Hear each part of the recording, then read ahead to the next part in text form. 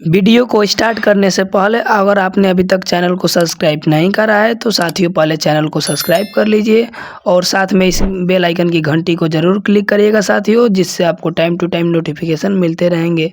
बहुत बहुत धन्यवाद। लिखित में से किस मुगल सम्राट ने राजा राम मोहन राय को अपने दूत के रूप में लंदन भेजा था? साथियों आपसे क्वेश्चन पूछेगा एग्जाम में कि राजा राम मोहन राय की समाधि स्थल साथियों कहाँ स्थित है?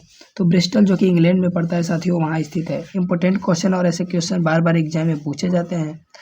तो देखिए इस प्रश्न का जो राइट आंसर होगा साथियों option number D right answer होगा, यानी अकबर द्वितीय। साथियों आपसे क्वेश्चन पूछेगा कि भारतीय पुनर्जागरण का जनक किसे कहा जाता है? तो साथियों राजा राम मोहन राय जी को भारतीय पुनर्जागरण का जनक कहा जाता है। अगला क्वेश्चन आपसे एग्जाम में पूछ सकता है कि भारतीय राष्ट्रवाद का जनक किसे कहा जाता है? तो साथियों राजा राम मोहन राय जी को कहा जाता है। और अगला क्वेश्चन आपसे बन सकता है कि संवाद कौमुदी तथा मीरात उल अखबार के संपादक कौन थे साथियों? तो राजा राम मोहन राय थे। और साथियों आत्मीय सभा की स्थापना राजा राम मोहन राय ने करी थी। ये भी इंपॉर्टेंट क्वेश्चन और बार बार एग्जाम में क्वेश्चन बनता है। अगला प्रश्न आपसे पूछेगा साथियों कि राजा राम मोहन राय को राजा की उपाधि किसके द्वारा प्रदान की गई थी? तो साथियों अभी हम लोग बताए हैं अकबर द्वितीय के द्वारा प्रदान की गई थी। अगला प्रश्न पे साथियों बढ़ते हैं। ईवी रामास्वामी नायकर निम्नलिखित में से किस आंदोलन से संबंधित है साथियों? ये भी साथियों इंपॉर्टेंट क्वेश्चन और ऐसे क्वेश्चन बार बार एग्जाम में बनते हैं। तो साथियों इस प्रश्न का जो राइट आंसर होगा आत्मसम्मान आंदोलन, यानी option number A right answer होगा। अगले प्रश्न पे बढ़ते हैं। भारतीय राष्ट्रीय कांग्रेस के प्रथम अध्यक्ष थे साथियों, भारतीय राष्ट्रीय कांग्रेस के प्रथम अध्यक्ष कौन थे साथियों? साथियों कांग्रेस आप लोग जानते होंगे कि इससे एग्जाम में अक्सर क्वेश्चन पूछे जाते हैं। तो इस प्रश्न का जो राइट आंसर होगा साथियों option number A right answer होगा, यानी व्योमेश चंद्र बनर्जी। आपसे अगला क्वेश्चन पूछेगा कि वर्ष 1885 में भारतीय राष्ट्रीय कांग्रेस के संपादक कौन थे साथियों? तो ए व ह्यूम थे साथियों। इंपॉर्टेंट क्वेश्चन और बार बार एग्जाम में क्वेश्चन बनता है। आपसे क्वेश्चन पूछा है कि प्रथम अध्यक्ष कौन थे साथियों? तो डब्ल्यू.सी. बनर्जी यानी व्योमेश चंद्र बनर्जी थे। और आपसे क्वेश्चन बन सकता है कि प्रथम मुस्लिम अध्यक्ष कौन थे साथियों? तो बदरुद्दीन तैयबजी थे।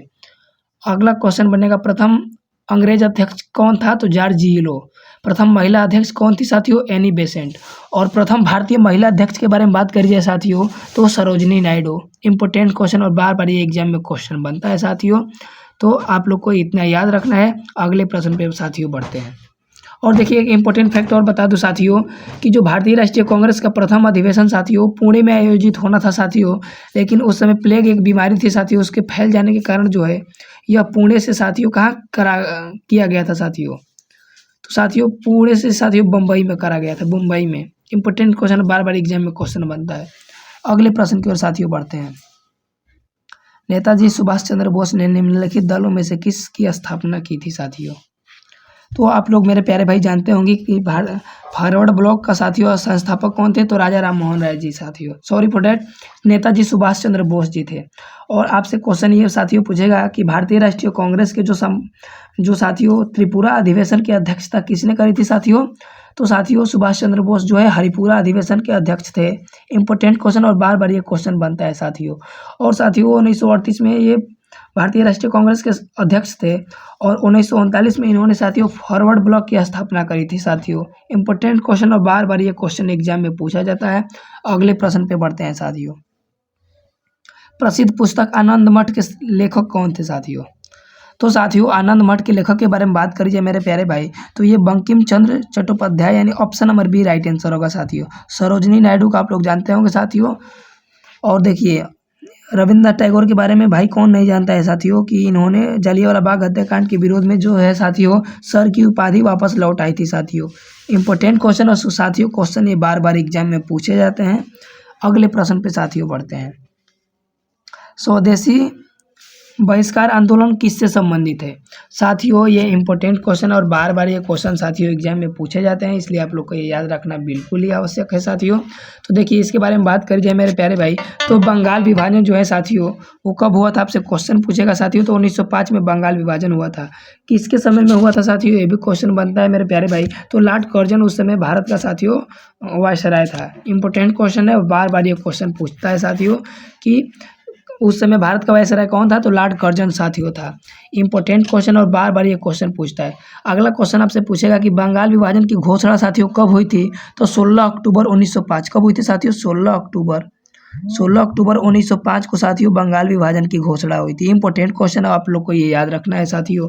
और देखिए 20 जुलाई 1905 को साथियों बंगाल विभाजन के निर्णय की घोषणा हुई थी, जिसके विरोध में साथियों 7 अगस्त 1905 को कलकत्ता के टाउन हॉल में स्वदेशी आंदोलन आरंभ हुआ था साथियों। इंपॉर्टेंट क्वेश्चन और साथियों क्वेश्चन ये बार बार एग्जाम में बनते हैं साथियों, इसलिए आप लोग को ये याद रखना है। और साथियों अगले प्रश्न की ओर बढ़ते हैं।